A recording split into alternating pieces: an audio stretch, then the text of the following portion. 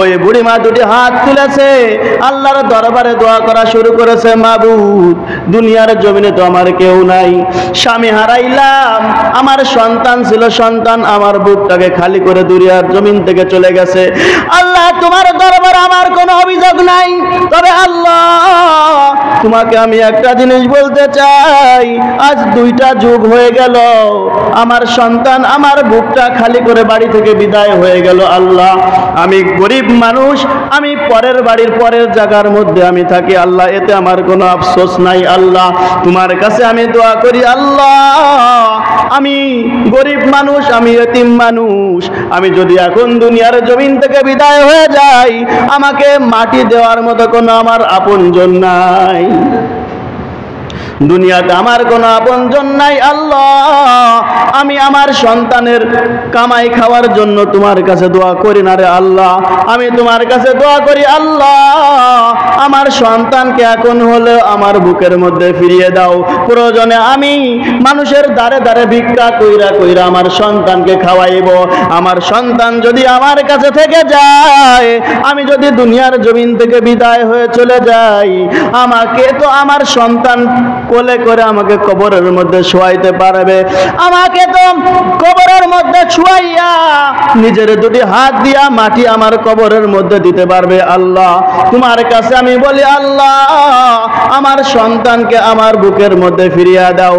এত সময় সন্তান বলছে, আমি যে অপরাধ করেছি, মাকে তো মা বলে ডাক দেওয়ার মতো মুখ আমার কাছে নাই, অন্তরে বাধা দিয়েছে। ওই সন্তান বলে, যখন আমাকে তখন আমার জন্য আমার মা দোয়া করতে আছে, আল্লাহ আমার সন্তানকে আমার বুকে ফিরে দাও। সন্তান দাঁড়িয়ে ডাক দিয়ে বলে, মা আমি তোমার সন্তান, তোমার যে দোয়াটা বাবা আল্লাহর দরবারে করেছো মা, এই দোয়াটা আল্লাহ পাক রব্বুল আলামিন কবুল করে নিয়েছে রে মা। হে মা, সন্তান তোমার দরবারে হাজির হয়ে গেল। সন্তান যাই নামাজটা ছেড়ে, মা ছয় নামাজটা ছেড়ে ঘরের মধ্যে চলে আসলো।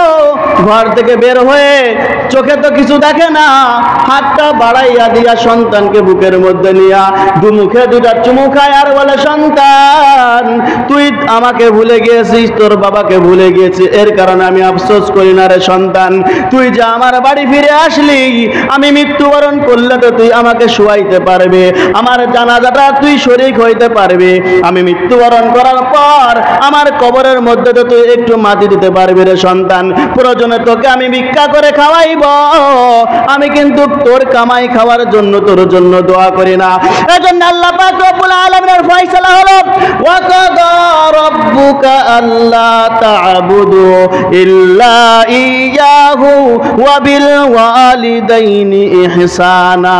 দুনিয়ার জমিনে তোরা এসন, হে আমার বান্দা, হে আমার বান্দি, দুনিয়ার জমিনে তুই যতটুকু হায়াত পাবি না কেন, হায়াতের মধ্যে আমি আল্লাহর গোলামি করবি, আল্লাহর ইবাদত বন্দেগি করার পর দুনিয়ার মধ্যে সর্বপ্রথম তোর কাজ হচ্ছে তোর মা বাবার খেদমত করা। মুসলমান ভাইরা রে আমার, আল্লাহ পাক রব্বুল আলামিন বলেন, দুনিয়ার মধ্যে 3 জনের দোয়া এবং আমার মধ্যে কোনো পর্দা থাকে না। সাথে সাথে 3 জন মানুষ যেই কথাগুলি বলে, সেই কথাগুলি আমি আল্লাহ পাক রব্বুল আলামিন সাথে সাথে কবুল করে নেই। এর মধ্যে আল্লাহর হাবিব সাল্লাল্লাহু আলাইহি ওয়াসাল্লাম বলেন, প্রথম তোমার মা, তোমার মা তোমার জন্য যেই দোয়া করে না কেন, সন্তান তুমি চিন্তা করো না, সাথে সাথে আমি আল্লাহ পাক রব্বুল আলামিন কবুল করে নেই। মা যদি কাফেরও হয়, মা যদি গুনাহগারও হয়, মাও যদি অপরাধ হয়, মা সন্তানের জন্য যেই দোয়া করে না কেন, আল্লাহর হাবিব বলেন, মা দোয়া করতে দেরি আছে, আল্লাহ পাক রব্বুল আলামিনের আরশে পৌঁছাইতে দেরি হয় না, সাথে সাথে আল্লাহ কবুল করে নেয় মায়ের দোয়া। আল্লাহ পাক রব্বুল আলামিন এটা মার মধ্যে ধারণ ক্ষমতা দিয়েছে, কারণ দুনিয়াতে আজ পর্যন্ত দেখেন নাই সন্তান বাবাই গর্ভে ধারণ করে। 10 মাস 10 দিন মানুষ গর্ভে থেকেছে, মায়ের গর্ভেই থেকেছে। মা জানে একটা সন্তানকে গর্ভে ধারণ করা কতটুকু কষ্ট। এই মা যখন দুনিয়াতে ভূমিষ্ঠ হয়, মায়ের গর্ভ থেকে যখন সন্তান দুনিয়াতে চলে আসে, এই সন্তানের চেহারা দেখার মাত্রই মা পিছনের বেদনার কথা ভুলে যায়। এটা একমাত্র মা, যেটা এই কষ্টটা মা ছাড়া কেউ বুঝবে না। অনেক সন্তান আছে, মা দুনিয়াতে সন্তানকে এনেছে, সন্তান আস্তে আস্তে বড় হয়, মায়ের কাছে বাবার কাছে বড় বড় আবদার করে, কিন্তু সেই মা এবং বাবা আর্থিক সংকটের কারণ সেটা দিতে পারে না। সন্তান সাথে সাথে বলে বসে, বাবা তুই আমাকে দিতে পারবি না, তাহলে জন্ম দিলি কে? এভাবে শোনেন নাই? অনেকেই বলে, আছে দুনিয়াতে এমন হতভাগা সন্তান আছে। বিদেশের বাড়ি জমাইছে, বিদেশ যাওয়ার পরে মায়ের খবর থাকে না, সন্তানের সাথে বাবার সাথে যোগাযোগ নাই। একদিন দুদিন চলে গেছে, স্ত্রীর সাথে সংযোগ, শ্বশুর বাড়ি শ্বশুর শাশুড়ির সাথে কথা বলে, মায়ের সাথে কথা বলে না।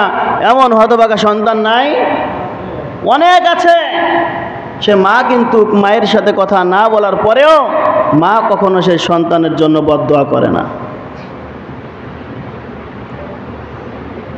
জুলফিকার রহমাতুল্লাহি আলাইহি তিনার কিতাবের মধ্যে একটা ঘটনা লিখেছেন। বৃদ্ধ মা বাবা চলাফেরা করতে পারে না, কিছু টাকা পয়সা গুছাইয়া সন্তানকে বিদেশ পাঠাইছে। বিদেশ পাঠানোর পর মায়ে বাবার চোখ থেকে সন্তান আড়ালে চলে গেছে। সন্তান বিদেশ চলে গেছে, বিদেশ গিয়ে সেখানে বিবাহ শাদীও করেছে। মায়ের সাথে একদিন দুই দিন, এক মাস দুই মাস হয়ে যায়, 1 বছর হয়ে গেছে, 2 বছর হয়ে গেছে, মা বাবার সাথে সন্তানের কোনো সাক্ষাৎ নাই, কথাবার্তা নাই, মানে একেবারে বিচ্ছিন্ন হয়ে গেছে। সেখানে বিবাহ শাদী করেছে, সেখানে থাকে। মা বাবা চিন্তা করে, কিরে আমার সন্তানকে হারিয়ে গেল নাকি বিদেশের বাড়ি গিয়ে কোনো বিপদের মধ্যে পড়লো। মা বাবা এখান থেকে দোয়া করে, সন্তান স্ত্রীকে পেয়ে, শ্বশুর শাশুড়িকে পেয়ে মা বাবাকে ভুলে গেছে। একদিন দুই দিন অতিক্রম হয়ে গেছে, 1 বছর 2 বছর 12 বছর 24 বছর, দুযুগ পার হয়ে গেছে। পার হয়ে যাওয়ার পরে ওই সন্তান অসুস্থ হয়ে পড়েছে, যৌবনকে হারিয়ে ফেলেছে। শ্বশুর শাশুড়ির কাছে দাম নাই, শ্বশুর শাশুড়ি বাড়ি থেকে বের করে দিয়েছে। স্ত্রী তাকেও বের করে দিয়েছে, আমার বাড়ি তোমার জায়গা নাই। বাবা মা বৃদ্ধ হয়ে গেছে। বৃদ্ধ হয়ে যাওয়ার পর এখন চিকিৎসা, অসুস্থ হয়ে পড়ছে, চিকিৎসা করার মতো কোনো টাকা পয়সা নাই। এখন কি করবে? চিকিৎসা তো হইতে হবে। সামান্য ভিটা বাড়ির যে জায়গাটুকু, সে জায়গাটুকু বিক্রি করে ফেলছে। বিক্রি করে চিকিৎসা হয়েছে, কিন্তু সুস্থ হইতে পারে নাই, বাবা মারা গেছে। বাবা মারা যাওয়ার পরে সন্তান তো খবর নেয় না, মায়ের বুক ছিন্ন করে চলে গেছে। এখন বৃদ্ধ মা কোথায় থাকবে? পরের বাড়ির বাঁশ বাগানের নদীর কূলে ছোট্ট একটা কুড়ে ঘর পেতে সেখানে মা থাকে। বাবার শোক, মায়ের শোক, বাবার শোক, স্বামীহারা বেদনা, সন্তান বুক খালি করে দূরে সরে গেছে। কাঁদতে কাঁদতে কাঁদতে কাঁদতে বুড়িমার চোখ অন্ধ হয়ে গেছে। যেমন শুনেছি আমরা, ইয়াকুব আলাইহিস সালাতু ওয়াস সালাম তিনার সন্তান যখন ইউসুফ আলাইহিস সালাতু ওয়াস সালামকে হারাইলেন, তখন কাঁদতে কাঁদতে কাঁদতে কাঁদতে চোখ অন্ধ হয়ে গিয়েছিল, আমরা সবাই জানি। সন্তানের বেদনায় মায়ের চোখের দৃষ্টিকে হারিয়ে ফেলে কাঁদতে কাঁদতে হঠাৎ সন্তান চিন্তা করেছে, হায় রে, আমার স্ত্রী আমাকে তাড়িয়ে দিয়েছে, আমার শ্বশুর শাশুড়ি আমাকে তাড়িয়ে দিয়েছে, হায় রে আমি কি করলাম? সবাই আমাকে তাড়িয়ে দিতে পারে, বাংলার জমিনে আমার মা বাবা আমাকে ছেড়ে দেবে না। মুসলমান ভাইরা রে আমার, এখন এই চিন্তা করলাম, শ্বশুর শাশুড়ি বাড়ি থেকে বের করে দিল। এখন ওই যুবক চিন্তা করে, হায় রে, জীবনকে আমার ধ্বংস হয়ে গেল নি। আমার এখানে শ্বশুর শাশুড়ি ঘর থেকে বের করে দেয়, স্ত্রী আমাকে ঘাটটা ধরে বাড়ি থেকে বের করে দিয়ে দিল, আমার বাবা মা আমাকে বাড়ি থেকে বের করবে না। ওই সন্তান বাড়িতে চলে আসলো। বাড়িতে আসার পর বাড়ির মধ্যে দেখে ঘরের জায়গা ঘর নাই। ঘরের মধ্যে যেখানে ঘর ছিল ওইখানে যেই জায়গাটা কিনেছে ওই জায়গার মধ্যে আঙুরের বাগান করেছে। আঙুরের বাগান করেছে একটা যুবক, সেখানে আঙুরের বাগান দেখাশোনা করে। ওই যুবককে জিজ্ঞাসা করে, ভাই এই জমির মালিক তুমি না কারো কাছ থেকে তুমি এই জায়গাটা কিনেছো? ওই যুবক ডাক দিয়ে বলে, ভাই এই জায়গাটা তো আমি কিনেছি। ওই বৃদ্ধ ওই অসুস্থ সন্তান ডাক দিয়ে বলে, ভাই এই জায়গাটা যার কাছে কিনেছো সে কোথায়? বলে, এমন একটা অবস্থা হয়েছে, সন্তান বিদেশের বাড়ি জমাইছে, সন্তান বাড়িতে আসে না, মা বাবার খবর নেয় না, বার্ধক্য জীবনে অসুস্থ হয়ে পড়েছে, চিকিৎসার জন্য এই জায়গাটা বিক্রি করেছে, আমি কিনে নিয়েছি। তবে দুঃখের বিষয় হলো এই জায়গাটা বিক্রি করার পরও, চিকিৎসা করার পরও ওই বৃদ্ধ ভালো হয় নাই, দুনিয়ার জমিন থেকে বিদায় হয়ে গেছে। এই চিন্তা করার পর ডাক দিয়ে বলে, মানলাম এই বাড়ির বৃদ্ধ বাবা মৃত্যুবরণ করেছে, তাহলে এই বাড়ির যে মহিলা ছিল সে মহিলা কোথায়? ওই যুবক ডাক দিয়ে বলে, ভাই বাড়িটা ভিটা বাড়ি বিক্রি করার পর তো তার থাকার কোনো জায়গা নাই। সে ওই যে দেখো বাঁশবাগানের কাছে ছোট্ট একটা ঘর পেতে সেখানে থাকে, কিন্তু সে স্বামীহারা বেদনা, সন্তানহারা বেদনায় সে কাঁদতে কাঁদতে চার চোখটাও অন্ধ হয়ে গেছে, চোখে কিছু দেখে না। তবে বাঁচার দায়ে দিনের বেলা সকালবেলা বাড়ি থেকে বের হয়ে যায়, মানুষের বাড়ি ভিক্ষা করে, সন্ধ্যার সময় বাড়ির মধ্যে ফিরে আসে। ওই সন্তান জিজ্ঞাসা করে, তাহলে এই বাড়ির বৃদ্ধ মাকে আমি কোথায় পাবো, কিভাবে পাবো? বলে, তুমি এখানে বসো হতভাগা, তুমি এখানে বসো, সন্ধ্যার সময় দেখবে এ বাড়ির বৃদ্ধ বাড়ির মধ্যে ফিরে এসেছে। ওই যুবকের কথায় ওই সন্তান কোথাও যায় নাই, বাড়ির পাশে আড়ালের মধ্যে বসে আছে। যখন সন্ধ্যা হয়েছে দেখে একজন বুড়ি মা বৃদ্ধ হইয়া মাজা কোমর বাঁকা হইয়া গেছে, লাঠি ভরতে অন্ধ মানুষ, লাঠি ভরতে বাড়ির মধ্যে আসে। বাড়ির মধ্যে ঢুইকায় ভিক্ষার ঝুড়িটা ঘরের দরওয়াজার কাছে রেখে পাশে মস্কর থেকে পানিটা নিয়া অজু বানাইয়া ঘরের মধ্যে ঢুইকা যায় নামাজ বিছিয়ে নামাজে দাঁড়াইয়া গেছে।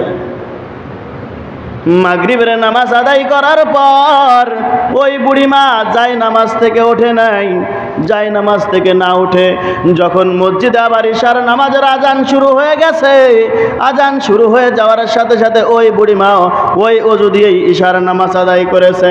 ইশার নামাজ আদায় করিয়া 2-4 রাকাত নফল নামাজ আদায় করিয়া ওই বুড়িমা দুটি হাত তুলেছে, আল্লাহর দরবারে দোয়া করা শুরু করেছে, মাবুদ দুনিয়ার জমিনে তো আমার কেউ নাই, স্বামী হারাইলাম, আমার সন্তান ছিল, সন্তান আমার বুকটাকে খালি করে দুনিয়ার জমিন থেকে চলে গেছে।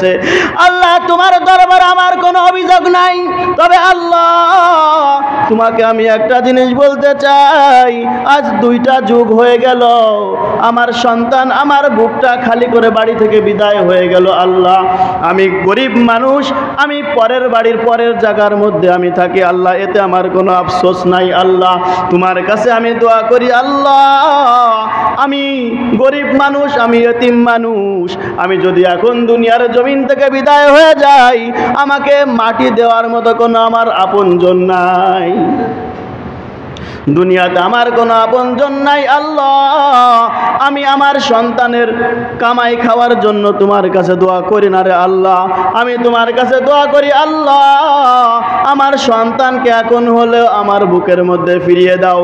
প্রয়োজনে আমি মানুষের দ্বারে দ্বারে ভিক্ষা কইরা কইরা আমার সন্তানকে খাওয়াইব। আমার সন্তান যদি আমার কাছে থেকে যায়, আমি যদি দুনিয়ার জমিন থেকে বিদায় হয়ে চলে যাই, আমাকে তো আমার সন্তান কোলে করে আমাকে কবরের মধ্যে শোয়াইতে পারবে। আমাকে তো কবরের মধ্যে শোয়াইয়া নিজের দুটি হাত দিয়া মাটি আমার কবরের মধ্যে দিতে পারবে। আল্লাহ তোমার কাছে আমি বলি, আল্লাহ আমার সন্তানকে আমার বুকের মধ্যে ফিরিয়ে দাও। এত সময় সন্তান বলছে, আমি যে অপরাধ করেছি, মাকে তো মা বলে ডাক দেওয়ার মতো মুখ আমার কাছে নাই, অন্তরে বাধা দিয়েছে। ওই সন্তান বলে, যখন আমার জন্য আমার মা দোয়া করতে আসে, আল্লাহ আমার সন্তানকে আমার বুকে ফিরে দাও।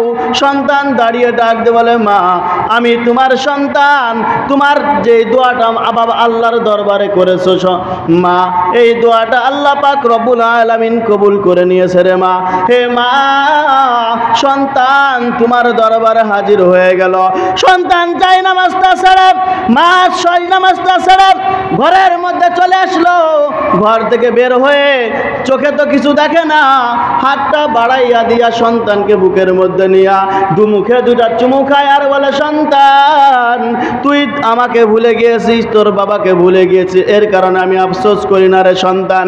তুই যে আমার বাড়ি ফিরে আসলি, আমি মৃত্যুবরণ করলে তো তুই আমাকে শুয়াইতে পারবে, আমার জানাজাটা তুই শরীক হইতে পারবি।